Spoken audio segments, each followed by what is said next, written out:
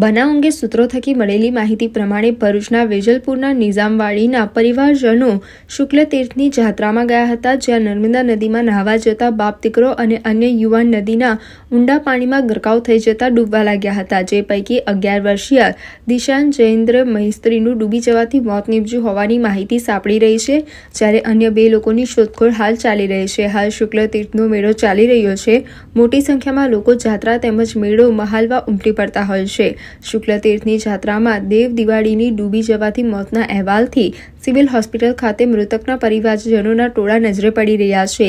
આધારભૂત સૂત્રો પાસેથી મળેલી માહિતી પ્રમાણે 11 વર્ષીય દિશાન જયેન્દ્ર મિસ્ત્રી નામનો કિશોર મોતને ભેટ્યો છે, જ્યારે વસંતભાઈ મિસ્ત્રી તેમજ બિનિત વસંત મિસ્ત્રી 17 નાઓની શોધખોળ હાલ ચાલી રહી છે। ઉલ્લેખનીય છે કે ગઈકાલે પણ સુરતનો સચિન નામનો યુવાન નદીમાં ડૂબી જતા મોતને ભેટ્યો હતો, ત્યાં ટૂંકા સમયગાળામાં જ બીજો બનાવ સામે આવ્યો છે।